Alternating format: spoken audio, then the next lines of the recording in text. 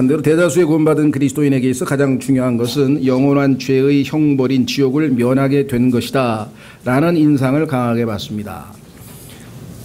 대부분의 사람들이 구원에 관해서 상대방에게 확인할 때 오늘 죽으면 하늘나라 갈 수 있어요?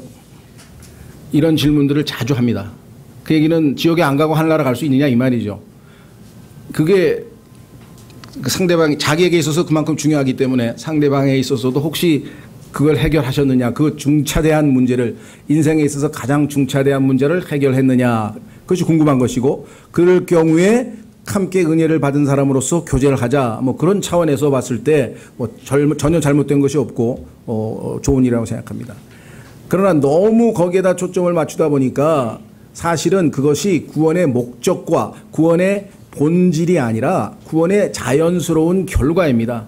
구원받은 사람은 자연적으로 지옥에 안 가고 하늘나라에 가게끔 그건 결과적으로 되어 있는 것이지, 구원의 목적이 무엇인지를 정확하게 알고 그 목적대로 사는 것이 현재 우리에게 주어진 가장 중요한 일이고, 그렇죠? 그런 의미에서 봤을 때 다시 한번 저희가 성경에서 말씀하시는 구원의 의미를 되새겨야 할 필요가 있다. 그래서 제가 이렇게 기록했습니다. 물론 죽은 후에 복된 내세의 보장은 우리의 신앙생활의 근간이 됩니다. 이것이 확실할 때 우리가 이 땅에서 주님을 향해서 열심을 낼 수 있겠죠. 그것이 불안정하면 항상 혹시 이렇게 하면 곤란한 얘기잖아요. 그렇죠? 예. 그러나 그것은 구원의 본질은 아닙니다. 구원의 당연한 결과입니다. 구원의 본질은 구원자이신 예수 그리스도이십니다. 예수님이 구원자이시고 구원을 주시는 분이 예수님이시고 구원을 이루어 가시는 분이 예수님이시고 구원을 완성하시는 분이 예수님이라고 한다면, 그 예수 그리스도는 저쪽에 제껴놓고 야 이제 난 죽어도 하늘나라 간다, 이제 나는 됐다, 그 얘기로 그렇게 피상적이고 그렇게 참 비본질적인 얘기로 우리 그리스도인들이 항상 그것만을 교제 대상으로 삼고 해야 되겠는가? 그렇죠? 소위 말하면 구원파를 포함해서 일각 구원을 받았다고 하는 사람들의 거의 대부분이 구원받았다고 하면 이 얘기만 하는 거예요. 이 얘기만. 예수 그리스도를 통해서 그분을 사귀게 되고 그분을 알게 되고 그분에게 매료되고 그분을 더욱 사랑하게 되고 그분을 더욱 알아가고 그 놀라운 은혜와 그분을 아는 지식 가운데서 자라나면서 누리는 행복감과 영적인 축복을 교제하는 대신에 밤낮 이 문제만 가지고 얘기를 한다 이 말이에요. 그러니까 이게 1년 가고 2년 가고 10년 가면 얼마나 식상하겠어요. 그러면 요번에 나온 그 금수원파 같은 그런 부작용과 문제가 안 생기면 이상하죠. 그렇죠? 아무리 좋은 것도 여러분 뭘 제일 좋아하십니까? 자기가 좋아하는 거 열흘 동안 아침, 점심, 저녁 세 끼 계속 한 30끼 먹어보세요. 어떻게 되나? 30끼는 뭐야? 한 10끼만 먹어도 이제 질려버릴 텐데. 아무리 좋은 것도. 그렇죠? 그러니까 이제 아주 엉뚱한 짓을 하는 거예요. 그래서 막 사람을 추종하고 아니면 뭐 끼리끼리 뭉쳐다니고 아니면 뭐 회사를 차려서 돈 버는 쪽으로 나가고, 그것도 뭐 여기서 얼마를 바치는 것에 따라서 하늘나라에 가서 뭐 지위가 달라지는 등 뭐, 그거 사실은 이슬람에서 가르치는 거거든요. 이 땅에서의 행위에 따라서 나중에 하늘에 가서의 보상이 달라진다고 하는 거. 그 막 이슬람 교리도 갖다 붙이고 막, 그러니까 그냥 달랑 지옥에 안 가는 거 빼고는 전혀 성경하고는 상관없는 얘기들을 하니까 사람들이 얼마나 기가 막히겠어요. 그런 구원이라면 나는 안 받는다. 지옥에 가고 말겠다. 저런 사람 금수처럼 사느니 나는 지옥에 가겠다. 그런 사람이 있다니까요, 실제로. 너무나 비인격적이고 너무나 형편없고 너무나 한심스러운 인간의 인격과 모습을 보니까 아이고 난 저런 차라리 지옥에 가. 저런 사람하고 안 살아. 같이 안 지내. 이런 소리를 해요, 실제로. 그리스도인도 마찬가지예요. 막 은사주의에 그냥 거의 막 함몰돼가지고 막 심취해가지고 그냥 막 이게 뭐 대인관계에 있어서 그냥 뭐가 앞뒤가 안 보이고 이게 거의 미쳐있는 사람은요, 아유 난 저 사람들 무서워 지옥에 갈래. 그런 사람이 있다니까요, 실제로. 얼마나 우리가 잘못 성경적 기독교를 간증했으면, 증언했으면 그런 이상한 일들이 이 땅에서 벌어지겠느냐 이거죠. 오늘 이 한 번의 설교로 구원이 무엇인지를 제대로 안다면 전혀 딴 생활을 살 것이라. 자, 첫째, 여기 보시면 예수 그리스도를 믿음으로 생명을 얻는 것입니다. 그것이 구원의 첫 충간이에요. 생명을 얻는 것이에요. 죄와 허물로 죽어있다 그랬잖아요. 영적으로 죽어있다 그랬잖아요. 죽어있던 사람이 생명을 얻는 것입니다. 그 생명은 예수님 안에 있습니다. 그래서 예수님을 영접하는 것이 생명을 얻는 방법이에요. 예수님이 주시는 생명만 달랑 받는 것이 아니라 예수 그리스도 자신을 영접하라 그랬잖아요. receive 한다 그랬잖아요. 받아들이면, 영접하면 주님 안에 있는 생명이 내 안에 들어와서 내가 하나님의 영원한 생명, 신성한 생명, 하나님의 고상한 생명, 하나님의 놀라운 생명을 소유하게 된다. 그것이 구원의 첫 출발이라. 그리스도 안에 있는 인. 여기서 이제 영어로 써놓은 얘기는요, 여러분들이 전치사 4가지를 통해서 신앙생활을 한번 잘 압축 요약할 수 있도록 하는 것입니다. 자, 요한복음 20장 31절. 요한복음의 기록 목적은 뭐냐? 예수 그리스도를 믿고 생명을 얻게 하려 함이라.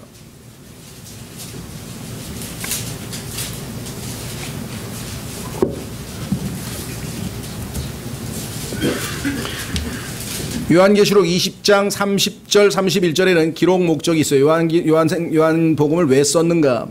진실로 예수님께서 자기 제자들 앞에서 이 책에 기록되지 않은 다른 표적들도 많이 행하셨으나 이것들을 기록함은, 요한복음을 기록한 목적이 뭐냐? 예수님께서 하나님의 아들 그리스도이심을 너희가 믿게 하려 하며 또 믿고 그분의 이름을 통해 생명을 얻게 하려 함이니라. 그렇죠? 자, 요한 1서로 갑니다. 그런데 그 생명이 어디에 있냐 이거예요. 생명은 예수님 안에 있어요. 예수님이 내가 곧 길이요 진리요 생명이라. 예수님 자신이 생명이에요. 그 예수님을 영접하는 거예요. 생명을 얻는다는 얘기는. 요한 1서 5장.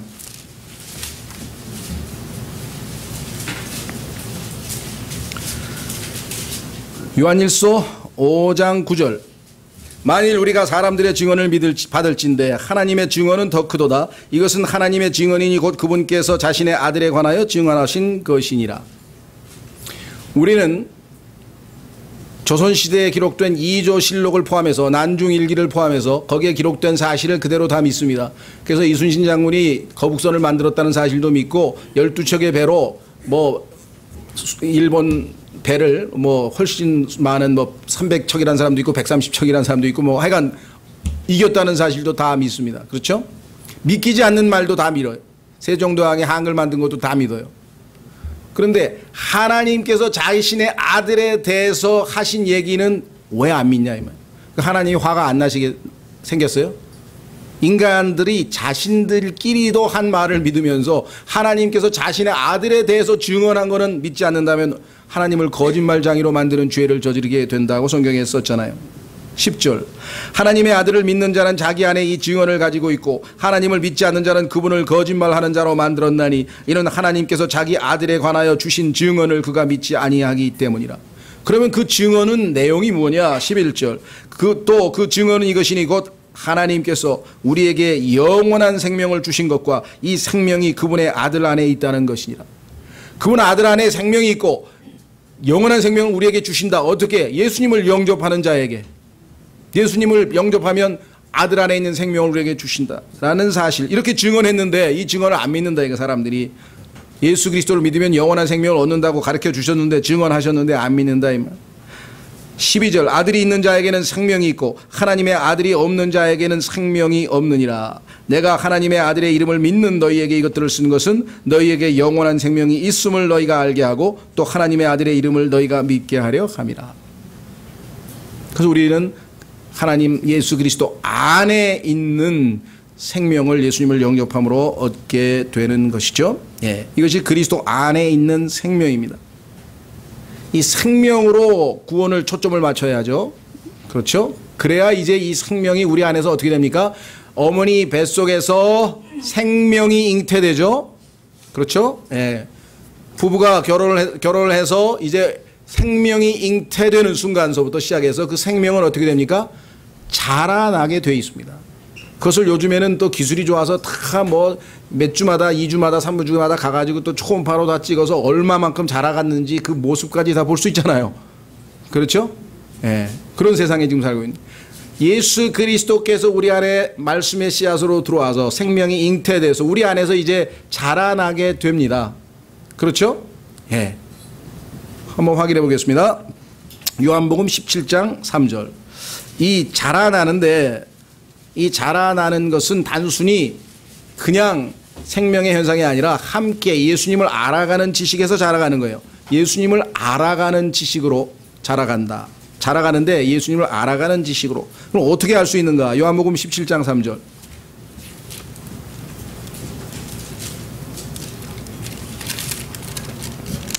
영생은 이것이니, 영생하고 생명하고 어떻게 다릅니까? 생명이 영생이죠. 왜? 하나님의 생명의 특성이 영원한 생명이에요. 하나님은 영원하신 분이기 때문에 하나님의 생명의 특성이 영원한 생명이기 때문에 하나님의 생명의 속성이 앞에 붙어 있는 것 뿐입니다. 예. 물론 때로는 everlasting life 또는 eternal life, 또 그 차이를 물어보시는 분이 있어요. 영어를 사용하시는, 모국어를 사용하시는 분도 정확하게는 잘 모릅니다. 그분도. 다만 everlasting 하면은 시간적으로 영원하다는 뜻이고, 그 다음에 eternal 하면은 그거 시간적인 것보다는 더 그 품질에 관련된다고 설명을 합니다만, 어쨌거나 하여간 우리에게는 신성한 사람의 생명과는 차이가 나는 그런 생명을 말씀합니다. 영생은 이것이니 곧 그들이 유일하신 참 하나님과 하나님인 아버지와 아버지께서 보내신 자 예수 그리스도를 아는 것이니이다. 우리 안에 주님 안에 있던 생명이 우리 안에 들어와 있기 때문에, 생명이 예수님과 동일한 생명이기 때문에 예수 그리스도를 알아갈 수가 있는 것이에요. 여러분들 그 우리 이산 가족 할 때 보면은 몇십 년 동안 못 만난 어머니, 뭐 동생, 핏줄을 그냥 알아와요. 왜? 같은 생명이 있잖아요. 같은 아버지로부터 생명이 있으니까 형제들끼리는 20년, 30년 못 만났어도 알아볼 수 있는 그 생명의 속성이 있다는 것이죠. 마찬가지로 우리도 예수 그리스도의 생명이 우리 안에 있기 때문에 예수 그리스도가 어떠하신 분인지를 우리가 알아갈 수 있다 이거죠. 그 알아갈 수 있는 수단은 뭐냐? 기록된 말씀을 통해서, 두 번째 기도라고 하는 방식을 통해서, 또 하나님께서 우리의 삶에서 간섭하시고 응답하시는 가운데 체험을 통해서. 그러나 이 모든 것 가운데 가장 최고로 중요하고 우선시되는 것은 기록된 말씀을 통해서 하나님을 배워가고 알아가라고 성경에 요구하고 있다는 거예요. 그래서 우리가 성경을 공부하는 거예요. 성경 공부해서 지식을 많이 넣어가지고 성경에 대해서 뭐 그런 지식적인 차원에서 우리가 필요하죠. 왜? 이 세상에 일어나는 모든 일을 하나님의 견해에 따라 하나님의 판단으로 올바르게 판단하려면 지식이 있어야 되겠지만, 그러나 그것에 더 나아가서 예수 그리스도가 어떠한 분이신가를 알아가기 위한 목적. 왜? 성경은 나에 대하여 증언하신 거라고 성경에 주님 말씀하시죠. 성경을 통해서 예수님을 점점 알아가는 거예요. 여러분들 어떻습니까? 여기 계신 분들 중에는 아마 10년, 20년, 30년 그렇게 같이 교회 생활을 하거나 또 친구로서 우정을 이렇게 쌓으신 분들이 있으실 거예요. 그렇죠? 두 사람 사이가 5년 정도 사귄 사람하고 20년, 30년 된 사람하고는 차원이 다를 거 아니에요. 그 깊이가. 그러면 주님을 5년밖에 못 아는 사람하고 10년, 20년, 30년 아는 사람하고는 주님에 대해서 훨씬 더 많은 것을 알아야 되는데, 영적인 세계에서는 그렇게 안 돼요. 왜? 아까 말씀드렸지만 하나님의 말씀에 갈망함이 있고 주님을 더욱 알고자 하는 갈망함이 있는 사람은 단기간에도 빨리 알아갈 수가 있는 반면에, 그렇지 못하고 구원을 소홀히 하고 말씀 보는 것을 게으리 하고 세상적인 관점에 관심에 있는 사람들은 주님에 대해서 아는 게 없어. 뭐 예수님 덕분에 내가 참 감사합니다. 지옥에 안 가게 됐어요. 그 다음은 잘 모르겠는데요. 그러니까 아는 게 그거 하나뿐이에요. 그거 어떻게 되냐 이게. 예수 그리스도의 성품과 인성과 그분의 계획과 그분의 그 모든 것에 대해서 창세기부터 계시록까지 하나님께서 셀 수도 없이 예수님의 타이틀, 예수님의 이름과 타이틀만 해도 성경에 100개가 넘어요. 박근혜 대통령은 뭡니까? 대통령. 그 다음에 뭡니까? 국군의 통수권자. 그 다음에 행정부의 수반. 그 다음에 뭐 통일위원회 위원장. 뭐 한 6, 7개 될 거예요. 제가 잘 모르지만 더 있을지 모르겠는데. 뭐 더 붙이자면 뭐 대한민국에서 제일 유명한 여자 뭐 더 붙이면 있겠죠. 그럼 예수님에 대해서 아는 게 뭐예요? 예수님 이름이 예수. 예수라고 하는 것은 구원자, 세이비어란 뜻이다. 주는 나의 구원자란 뜻이다. 예수. 임마누엘, God with us. 하나님, 우리와 함께 하시는 하나님. 그 다음에 그리스도, 기름 부으신 분. 그렇죠? 그랬더니 예수 그리스도, 그리스도 예수. 벌써 그래도 몇 개 더 안 해.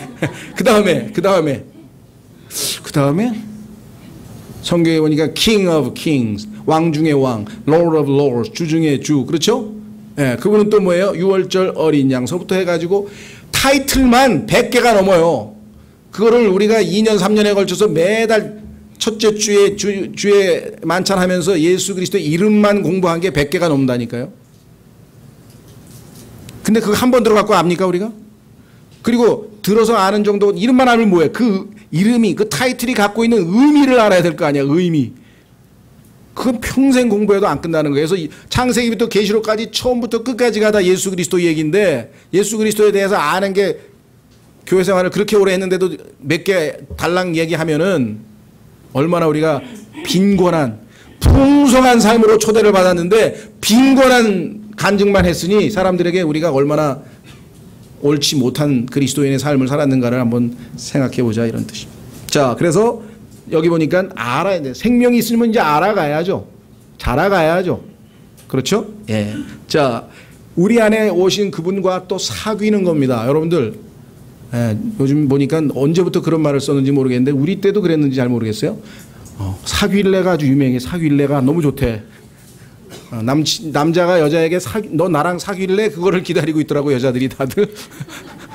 사귀는 게 좋은 거예요. 왜? 성경에 보니까 하나님께서 우리를 예수 그리스도와 사귐에 초청을 한 거예요. 그보다 더 인간을 행복하게 해주는 게 없어요. 그렇죠? 예, 사귐. 그것만큼 우리를 행복하게, 왜? 본래적으로 우리는 사랑을 주고받아야 행복한 존재로 창조되었기 때문에 그렇죠. 확인해 보겠습니다. 고린도전서 11장이 아니고 1장 9절입니다. 고린도전서 1장 9절.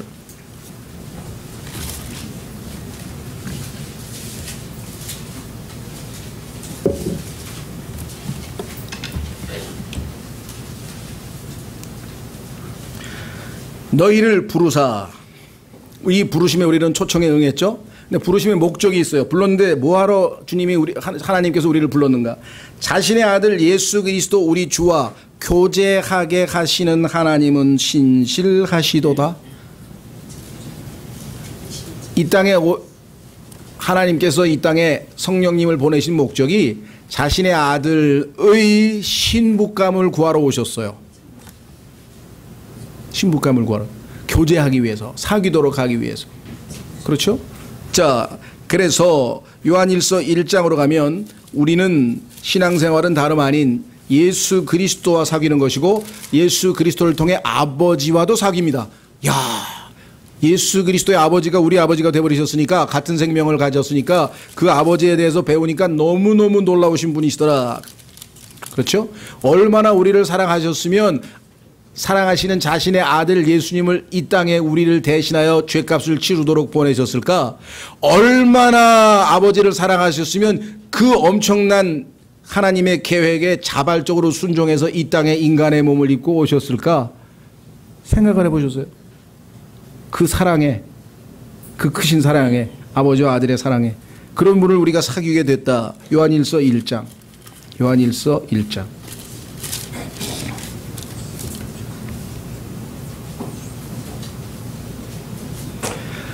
1절부터 보겠습니다. 처음부터 계셨던 그것, 즉 생명의 말씀에 관하여는 우리가 그것을 들었고 우리 눈으로 보았으며 자세히 살펴보았고 우리 손으로 만졌노라. 그 생명이, 아까 나왔죠? 그 생명이 나타나심에 우리가 그것을 보았고 또 아버지와 함께 계시다가, 그 생명이 아버지와 함께 계시다, 생명이 예수님이니까 우리에게 나타나신 그 영원한 생명을 증언하며 너희에게 보이노라. 우리가 보고 들은 그것을 너희에게 밝히 드러내면 너희 또한 우리와 교제하게 하려 함이니. 내가 너에게 이렇게 글을 쓰는, 요한일서를 쓰는 목적은 너하고 나하고 교제하자는 뜻인데, 그 교제가 무슨 교제냐? 여기 나와 있네요. 참으로 우리의 교제는 아버지와 함께하는 것이며 그분의 아들 예수 그리스도와 함께하는 것이니라. 신앙생활은 사귐이거든요. 사귐의 관점에서 보면은 신앙생활이 왜 힘들겠습니까? 물론 남녀간의 애인들끼리도 좋은 때는 잘 사귀다가도 또 싸울 때 보면 서로 괴로워하고, 그렇죠?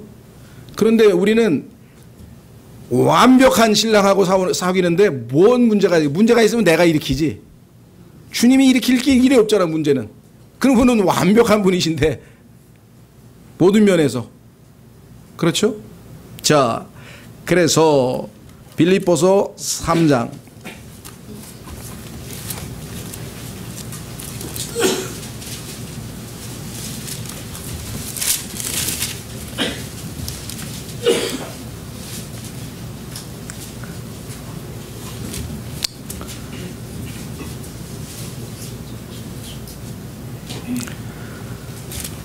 7절 그러나 무엇이든지 내게 이득이던 것들 곧 그것들을 내가 그리스도를 위하여 손실로 여겼으며 참으로 확실히 모든 것을 손실로 여김은 그리스도 예수 내 주를 아는 지식이 뛰어나기 때문이라. 내가 가지고 있는 가장 좋은 것, 그것이 재산도 있고 명예도 있고 모든 것 다 있는데 그것보다도 예수 그리스도와 사귐으로써 그분을 알아가는 것이 훨씬 고상하고 소중하기 때문에 내가 갖고 있는 좋은 것들이 방해가 된다면 다 버리겠다. 이게 다 버리겠다. 이게 명예고 돈이고 뭐고 다 버리겠다. 이게 왜? 훨씬 가치 있는 것이기 때문에. 여기 써 있잖아요. 내가 그분을 위하여 모든 것에 손실을 입고 그것들을 단지 배설물로 여김은. 배설물로 여기는 게 뭐예요? 바울이 가지고 있던 학문적인 배경. 요즘으로 얘기하면 바울이 가지고 있는 사람들이 높이 평가해주는 좋은 스펙들이 있는데 그 스펙들을 다 배설물로 여기고 버렸다는 거. 왜? 예수님을 알려니까 방해가 되더라 이게. 더 좋은 걸 택했다. 내가 그리스도를 얻고 율법에서 난 내 자신의 의가 아니라 그리스도의 믿음을 통한 의 곧 믿음으로 말미암아 하나님께서에게서 난 의를 소유한 채 그분 안에서 발견되려 함이라. 그분 안에서 발견되고 그분의 의를 소유하고 그분을 알고 그분을 배우고 그분 왜? 예수님이 온 우주의 주인이세요. 예수님이 온 우주의 주인이시라니까. 그분 한 분으로 족하다 이거예요. 다른 거는 필요 없다 이거예요.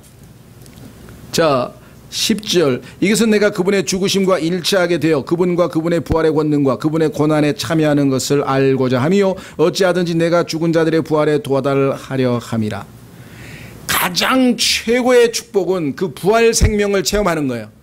죽음을 이길 수 있는 막강한 파워풀한 생명을 내가 이 땅에서의 삶에서도 향유하고 누리고 산다면 그보다 더 행복할 수가 있겠는가. 놀라운 사실은 그 부활 생명이신 예수님이 내 안에서 부활의 권능을 드러내시려면 뭐가 필요하냐? 죽음의 교제가 필요하다. 예수님과 함께 고통을 당하지 않고서는 그 부활의 권능은 안 나타난다. 부활이라고 하는 것은 again 아니에요. 다시 살아나는 거 아니에요. 그럼 죽어야 다시 살아날 거 아니에요. 우리가 그리스도인들이 능력이 없는 삶을 사는 것은 고난의 교제, 즉 십자가를 지고 주님과 함께 죽음의 그 길을 안 가려고 하기 때문에 부활은 생각도 꿈도 꾸지 말라. 이거 왜? 죽은 사람이 다시 살아나야 부활은 again 아니에요. 근데 죽음이 전제되지 않는데 어떻게 부활을 체험하냐 이 말이에요. 여기 써 있잖아요. 10절에 내가 그분의 죽으심과 일치하게 되어 그리고 난 다음에 그분과 그분의 부활의 권능과 그분의 고난에 참여하는 것을 알고자 하며 결국은 정말 십자가를 지고 주님과 함께 멍에를 지고 주님과 동행하면서 그분과의 진정한 의미에서의 교제를 하는 사람에게만 주님께서는 자신의 부활의 권능도 그 사람의 삶에서 드러내실 수가 있다라고 성경에 써 있네요. 그렇죠? 예. 자, 한 구절 더 찾겠습니다. 고린도후서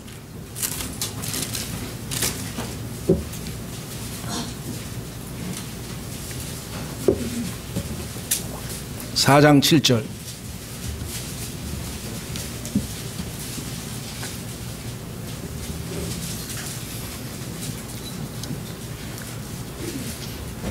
그러나 우리가 이 보배를 질그릇 안에 가지고 있나니 질그릇은 우리고요. 보배는 예수님인데요. 이것은 뛰어난 권능이 하나님에게서 나며 우리에게서 나지 아니하게 하려 함이라. 우리가 사방에서 고난을 당하나 괴로워하지 아니하며 난처한 일을 당하나 절망하지 아니하고 핍박을 받으나 버림받지 아니하며 거꾸로 뜨림을 당하나 망하지 아니하고 우리가 항상 예수님의 죽으심을 몸에 짊어짐은 왜 이렇게 이 땅에서의 십자가와 고난과 이 고통의 길 비아 돌로로사 왜 이 길을 우리가 가느냐. 그 이유인즉 예수 그리스도의 생명이 우리 안에서 역사할 수 있도록 여기 나와 있잖아요. 예수님의 생명 또한 우리 몸에 나타나게 하려 함이라.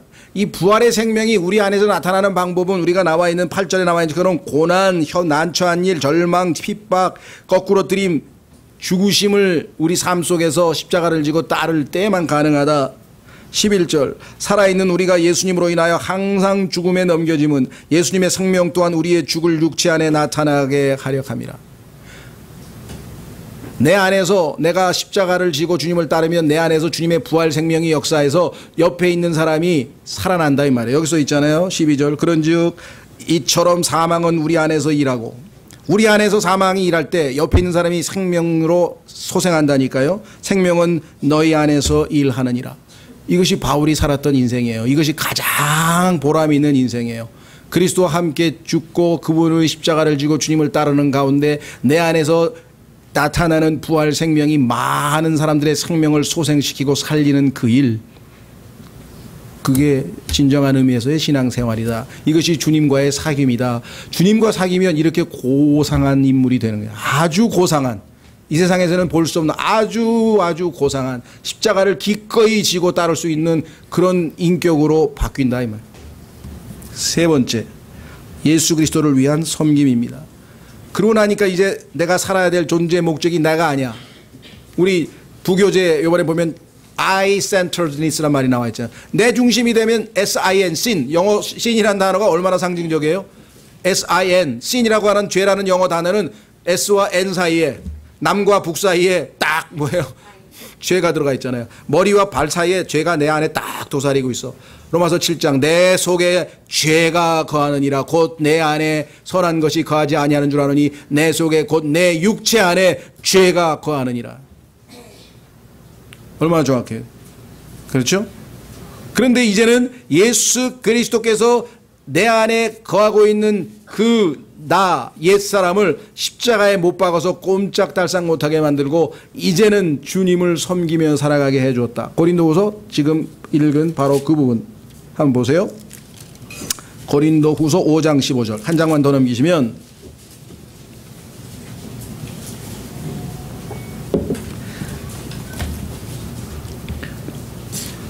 제가 가끔 가다가 의도적으로 그런 건 아니고요. 무심코 이렇게 해보면은 형제자매님들이 좋아하는 성경 구절이나 찬송을 좀 알겠더라고요. 그래서 어떤 자매, 저 자매님 18번이 저거지? 다 알겠어. 성경 구절. 이 구절은 우리 정광복 형제님이 굉장히 좋아하는 구절이에요. 본인도 알 거예요. 이 구절 아주 좋아하더라고. 근데 이 구절 좋아하기가 쉽지가 않아요. 고린도 후서는요, 그리스도인들에게 가장 덜 읽히는 성경 구절입니다. 왜? 처음부터 끝까지가 고난 얘기야. 정말 고난의 의미를 조금이라도 아는 사람 아니면은 쉽게 읽을 수 없는 책이에요. 그래서 고린도후서를 읽고 나면 고난 중에서도 넉넉히 승리할 수 있다는 믿음이 생겨요. 읽으면 읽을수록 아무리 어떤 고난이라도 주님의 부활 생명이면 넉넉히 이길 수 있다는 믿음이 생기는 책이 고린도후서예요. 그래서 사역을 특히 사역자에게, 그래서 사역하는 사람들에게는 고린도후서를 계속 읽으라 이거야. 고린도후서를. 근데 잘 안 읽어요. 왜? 부담되잖아. 자, 15절. 그분께서 모든 사람을 위하여 죽으신 것은 살아있는 자들이 이제부터는 자기들을 위하여 살지 아니하고 오직 자기들을 위하여 죽었다가 다시 일어나신 분을 위하여 살게 하려 함이니라. 자기가 주인 자리에서 내려오고 예수님을 주인 자리에 모시는 삶, 이렇게 고상한 삶으로 바뀌는 것이 구원입니다.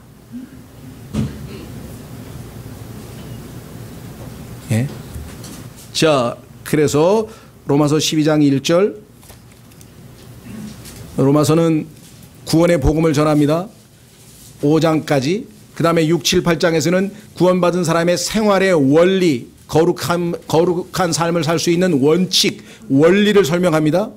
그리고 12장서부터는 그 원리에 입각해서 실제적으로 어떻게 살면 거룩한 삶을 살 수 있을까를 설명합니다. 그 첫 단추가 뭐냐? 우리의 몸을, 여러분들 중에 오늘 몸을 드리지 아니하고 마음만 주님께 드리겠다. 몸은 소파에 누워있고, 오늘 소파에서 누워있고 찌뿌둥하고 날씨도 그렇고 덥고, 마음만 주님께 드리자. 그거 하고 몸을 들여서 여기 나온 거하고 차이를 아시겠어요? 헌신은 그야말로 신이에요. 신, 몸신, 헌신, 몸을 드리는 거예요. 몸을 드리는 거. 산 희생물로. 자, 로마서 12장 1절. 그러므로가 나옵니다. 그러므로. 로마서 1장서부터 11장까지를 정말 이해했다면 그러므로에 동의할 수밖에 없어. 왜? 결론적으로 그러므로밖에 안 나와요, 답이.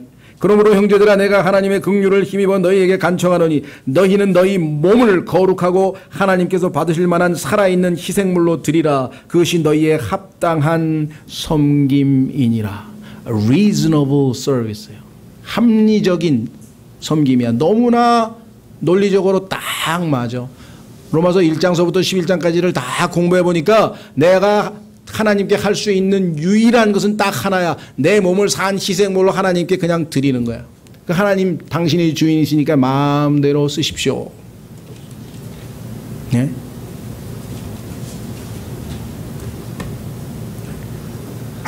자, 그래서 골로새서 3장 24절. 아니 그러면 예수님을 섬겨야 되는데 그럼 나는 직장을 다니고 있는데 그럼 밤낮 매일 교회 오란 말씀입니까? 교회 와야 주님을 섬길 것 같은데요.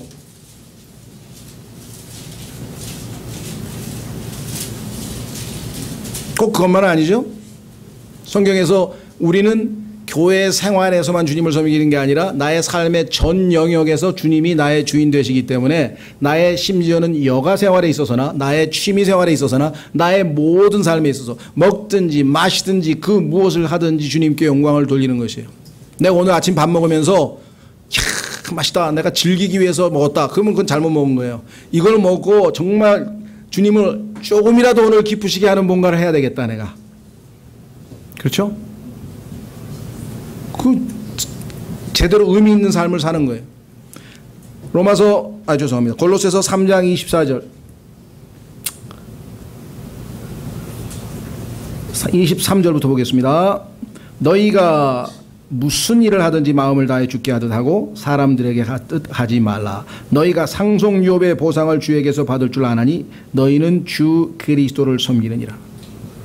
22절에 보면은요, 종들아 그랬어요. 요즘으로 치면 회사 직장에 있는 사람들인데 종들아 육체에 따라 너희의 주인된 자들에게서 모든 일에서 순종하되. 부장님에게 과장님에게 사장님에게 순종하는데 그게 주님께 순종하는 걸로 자세가 바뀌었어요. 사람들을 기쁘게 하는 자들같이 눈으로 섬기지 말고 오직 하나님을 두려워하여 단일한 마음으로 하라. 과거에는 예수님 믿기 전에는 사장이 나한테 월급 주는 거니까 어쩔 수 없다. 그런데 이제는 아니야. 그 사장에게 생명을 주고 그 사장에게 돈을 주고 그 사장에게 모든 것을 주신 분이 누구야? 하나님이시라고. 그러니까 결국은 하나님께서 나에게 월급 주시는 거야.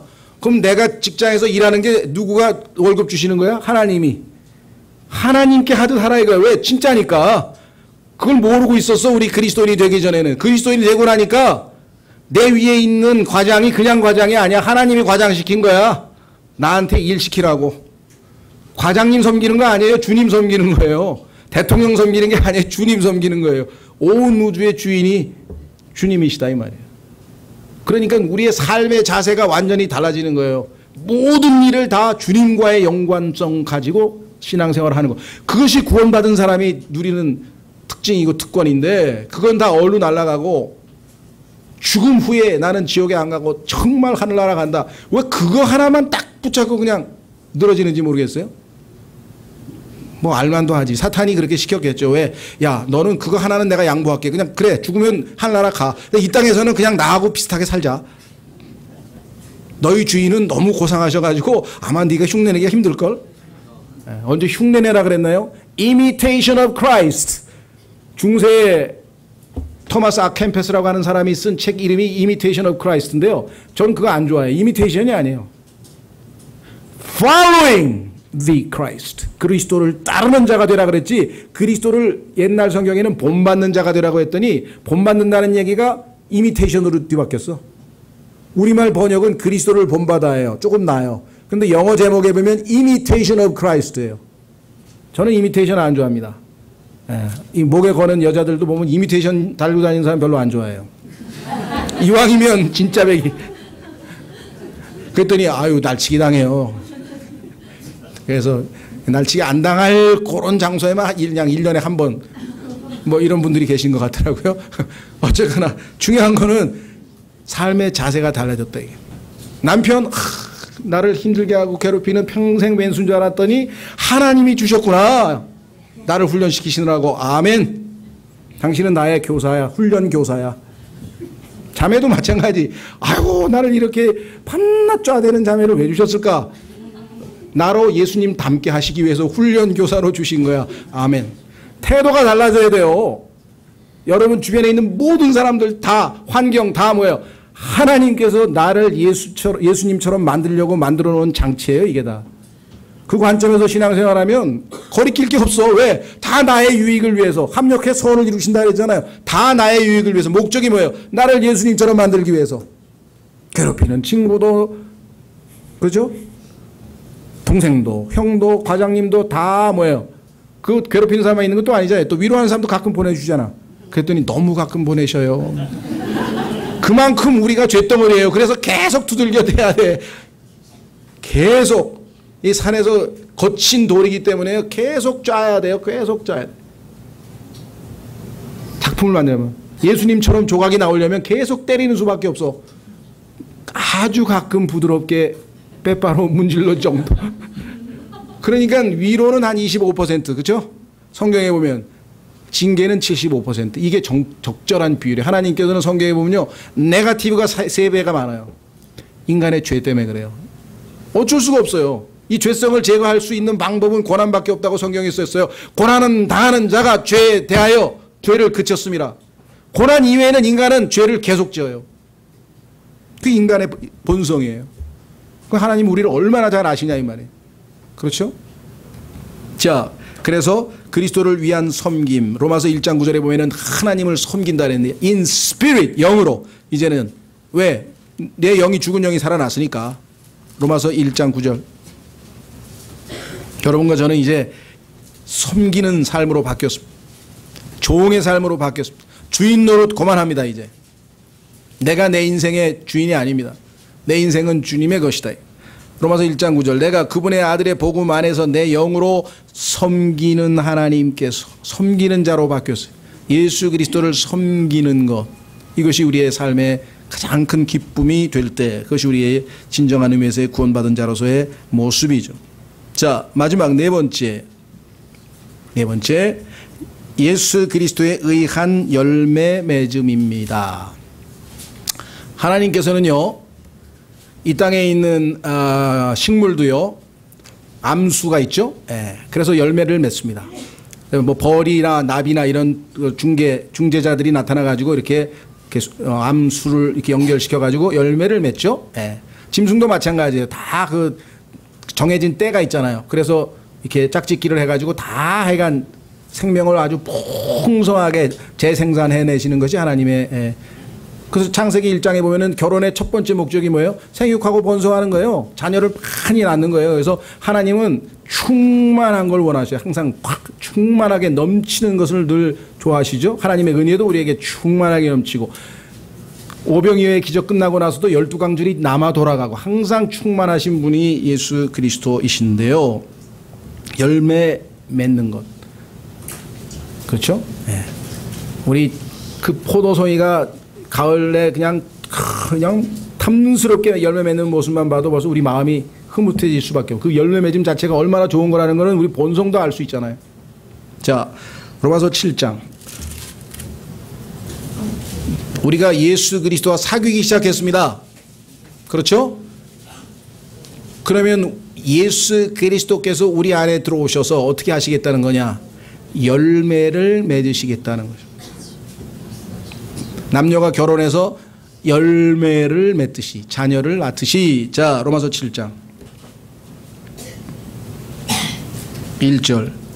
형제들아, 내가 법을 아는 자들에게 말하노니 너희는 법이 사람이 살아있는 동안에만 그를 지배하는 줄 알지 못하느냐? 남편이 있는 여인이 자기 남편이 살아있을 때에는 법에 의해 그에게 매여 있으나 만일 남편이 죽으면 그녀가 자기 남편의 법에서 벗어나느니라. 여러분과 저의 남편은 우리 옛사람이었어요. 예수님이 죽여주셨어요. 너무나 감사하죠? 이제 새 남편에게 가면 됩니다.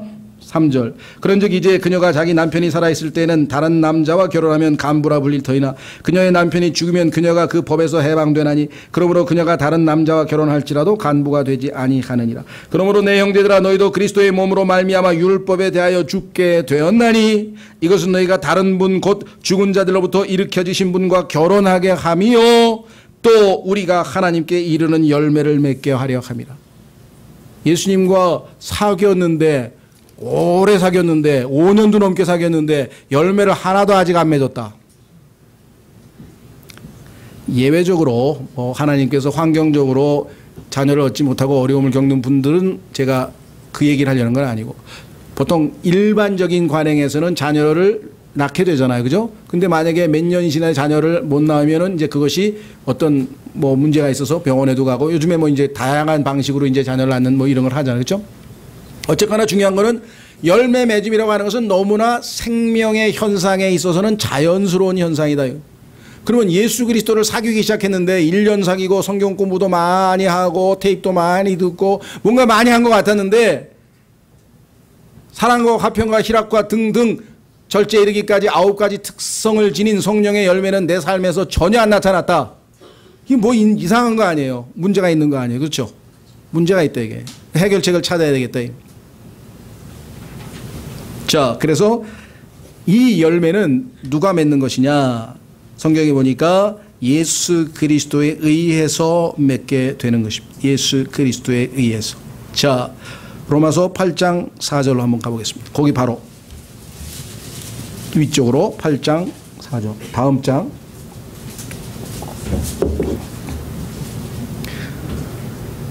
우선 1절서부터 보겠습니다. 그러므로 로마서에는요 그러므로란 말이 여러 번 나와요. 그 왜 로마서에서 그러므로란 말을 했을까 그거를 이해하면 로마서를 다 이해하는 거예요. 정죄의 그러므로 칭의의 그러므로 그 다음에 여기 나와 있는 것처럼 이 자유로의 그러므로 그 다음에 헌신의 그러므로 뭐 이렇게 딱 중간중간마다 계속 그러므로란 말이 중간에 들어가요. 자, 그러므로 이제 그리스도 예수님 안에 있는 자들에게는 정죄함이 없나니 얼마나 감사합니까? 구원의 영원한 보장에 관한 약속이네요. 그들은 육신을 따라 걷지 아니하고 성령을 따라 걷느니라. 이제 죽은 영이 살았으니까 아까 바울이 내가 나의 영으로 섬기는 내 아버지라고 했던 것처럼 이제 영을 따라 섬긴다. 이는 그리스도 예수님 안에 있는 생명의 성령의 법이 죄와 사망의 법에서 나를 해방시켰기 때문이라. 율법이 자 이제 4절이 답입니다. 육신으로 말미암아 연약하여 능히 하지 못하는 것을 율법이 우리에게 고상한 요구를 했습니다. 율법의 요구를 보니까 수준이 굉장히 높아요. 그런데 육신은 나약해서 그거를 다 지킬 수가 없어. 그러면 하나님께서는 하셔요. 하나님께서는 어떻게 했느냐. 자신의 아들을 죄 많은 육신의 모양으로 보내시고 그래서 예수님은 육신을 입고 이 땅에 오셔서 율법의 요구를 단 하나도 어기지 아니하고 33년 반 동안 완전히 다 지키셨어요. 그 다음에 그 율법을 지키지 못한 우리 죄값까지 치르셨어요. 여기 나왔죠. 또 죄로 인하여 육신 안에서 죄를 정죄하셨느니라. 예수님이 우리를 대신하여서 죄가 되셔서 정죄 받으셨습니다. 이유가 뭐냐 이게 4절 이것은 육신을 따라 걷지 아니하고 왜 우리의 육신도 정죄받았기 때문에 이제 더 이상 육신을 따라 살 필요가 없다. 성령을 따라 걷는 우리 안에서 율법의 의가 성취되게 하려 하심이니라. 자 여기 보시면은 우리 안에서 이게 답이에요. 우리에 의해서가 아니라 우리 안에서 성취가 되어져요. 왜? 내 안에 들어오신 예수 그리스도는 33년 반 동안 단 한 번도 하나님의 율법을 어긴 적이 없을 뿐만 아니라 율법보다 훨씬 더 높은 수준의 삶을 살았기 때문에 하나님 앞에 단 하나도 정죄받을 일이 없어요. 그 예수님이 우리 안에 내 안에 들어와 계시기 때문에 그 예수님으로 인해서 우리는 율법의 의가 성취되고도 남는다. 그 신앙의 비결이다. 삶의 비결이다. 자, 문제는 뭐냐? 우리가 항상 영을 쫓아 사느냐? 아니죠. 우리의 나약함 때문에 우리는 자주 옛 스타일로, 그렇죠? 옛 삶의 스타일로 자꾸만 돌아간다 이 말이에요. 아무리 열심히 다이어트 해도 얼마 있다 보면 또 살이 찐다 이 말이에요. 왜? 요요 현상이라는 게 어쩔 수 없어. 우리 식욕이 있는데 그걸 어떻게 본성을 없애냐고. 우리의 육신은 아직도 뭐예요? 여전히 예, 우리로 하여금 미혹시켜서 쉽게 옛 스타일의 삶을 살도록 만들어버린다. 이것을 하나님께서 제지시키고 점점 예수 그리스도를 닮아가게 하려면 어떻게 해야 되는가?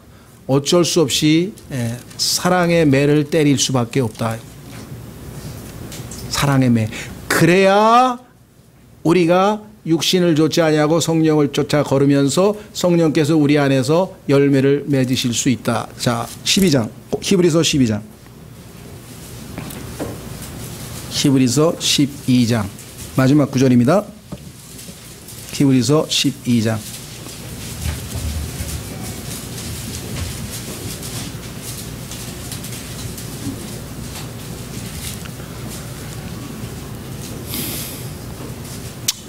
(3절) 죄인들이 자기를 대적하여 이처럼 거역한 것을 견디어내신 분을 깊이 생각할지니. 예수님도 이 땅에서 견디어내시는 삶을 살았죠. 이것은 너희가 너희 생각 속에서 지치고 기진하지 아니하게 하려 함이라. 십자가를 지고 주님을 따르다 보면 지치고 기진해 버릴 수가 있단 말이죠. 그렇게 안을 수 있는 방법이 있다. 그것은 뭐냐? 주님을 깊이 생각하는 거다. 4절 너희가 죄와 싸우되 아직 피 흘리기까지 대항하지는 아니하였노라. 또한 자식들에게 가듯 너희에게 말씀하시는 권면을 너희가 잊었도다. 하나님께서 자식들에게 권면을 했는데 뭐라고 권면했느냐? 이르시되 내 아들아 너는 주의 징계를 멸시하지 말며 그분께 책망받을 때에 낙심하지 말라. 여러분들도 자녀 키워보면 두 종류의 아들이 있을 거예요. 자녀들이. 그렇죠? 하나는 매만 들면 그냥 겁을 먹어가지고 그냥 벌벌벌 떠는, 때리지도 않았는데 그런 겁쟁이가 있는가 하면 아버지 어머니의 징계를 우습게 여기고 때리세요.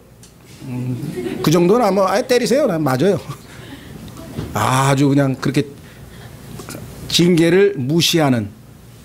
그렇죠? 두 가지가 다 하나님 앞에 올바르지 않아요. 여기 나와 있죠. 그럼 어떻게 해야 되느냐?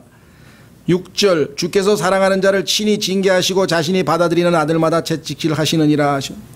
아, 내가 하나님의 말씀에서 벗어나서 빗나가니까 아버지께서 나를 사랑하셔서 사랑의 매를 드셨구나.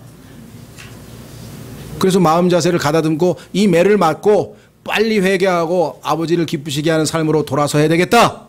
이게 정상적인 마음 자세라 이 말이에요. 7절 너희가 징계를 견디어내면 하나님께서 아들들을 대우하듯 너희를 대우하시나니. 여기서 많은 그리스도인들이 걸려 넘어지는 것 같아요. 하나님 잘못했습니다. 그러면 안 때리시는 줄 알아. 아니에요. 안 때리면 효과가 별로 없어요. 조금 있다 또 원점으로 가. 그러니까 맞아야 돼. 일단 주사를 맞아야 효과가 있을 거 아니에요. 그렇죠? 많은 그리스도인들이 여기서 얄팍한 수단으로 안 맞기를 바라는데 그러면 징계 효과가 없어요. 맞아야 돼요. 그 맞을 때 여러분이 하나님의 사랑의 매로 맞으면 효과가 최고예요. 써있죠? 너희를 대우하시나니 아버지가 징계하지 않는 자가 무슨 아들이냐? 모든 사람이 징계를 받음으로 너희에게 징계가 없으면 너희가 사생하여 아들이 아니니라. 또한 우리에게 있던 우리 육체의 아버지들이 우리를 바로잡아도 우리가 그들을 공경하였거늘 하물며 영들의 아버지께 우리가 더욱 복종하고 이로써 살아야 하지 아니하겠느냐? 왜 이런 징계가 필요하냐? 10절 진실로 그들은 며칠 동안 자기들이 기뻐하는 대로 우리를 징계하였거니와 우리의 육신의 아버지들은 그러나 그분께서는 우리 영들의 아버지께서는 우리의 유익을 위해 하시나니 이것은 우리가 자신의 거룩함에 참여하는 자가 되게 하려 하심이라. 결국은 열매 맺게 하려 합니다. 이게 목적이. 왜 가지치기를 합니까? 자기 나무를. 포도나무고 뭐고 다 왜 전지 작업을 해요? 왜 가지치기를 해요? 좋은 열매 맺으라고. 11절 이제 어떤 징계도 그 당시에는 기쁘게 보이지 아니하고 슬프게 보이나 그럼에도 불구하고 나중에는 그것으로 말미암아 단련된 자들에게 엑서사이즈가 돼야 돼요. 영적으로도 많은 단련이 필요합니다. 그것이 의의 화평의 열매를 맺느니라. 열매를 맺는 작업이 쉽지 않아요. 여러분들 나무 하나 심어놓고 열매 맺을 때까지 얼마나 많은 시간과 얼마나 많은 어려움과 얼마나 많은 수고가 끼쳐야 되는 거는 농사를 지어보신 분은 다 아실 거 아니겠어요? 영적인 성장도 마찬가지다. 신앙생활은 이와 같이 예수 그리스도 아래 생명을 얻고 예수 그리스도와 함께 교제하고 예수 그리스도를 위해 섬기고 예수 그리스도에 의해서 그분이 내 안에서 열매 맺는 삶을. 그러면 성경에 보니까 하나님께서는 뭐라고 그랬습니까? Much fruit. 너희가 과실을 많이 맺으면 much fruit 많이 맺으면 내 아버지께서 영광을 받으실 것이요.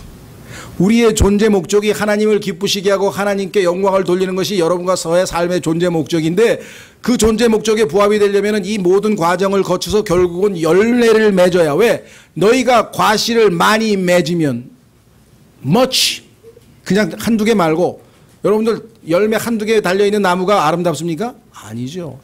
꽉 들어차야죠. 그냥 풍성하게. 그게 아름답죠? 너희가 과실을 많이 맺으면 내 아버지께서 영광을 받으실 것이요. 그것이 여러분과 저의 구원의 최종적인 목표가 되어야 될 것입니다. 예. 오늘 오후에는 이 구원의 5단계를 또 차근차근 한번 공부해 보도록 하겠습니다. 예, 이 시간 다 같이 여러분과 제가 이 놀라운 구원을 베풀어 주셨는데 제가 구원에 너무 피상적인 것만 알고 주님과 더 깊이 사귀지 못했습니다. 더 주님을 알아갈 수 있도록 도와주십시오. 다 같이 기도하겠습니다.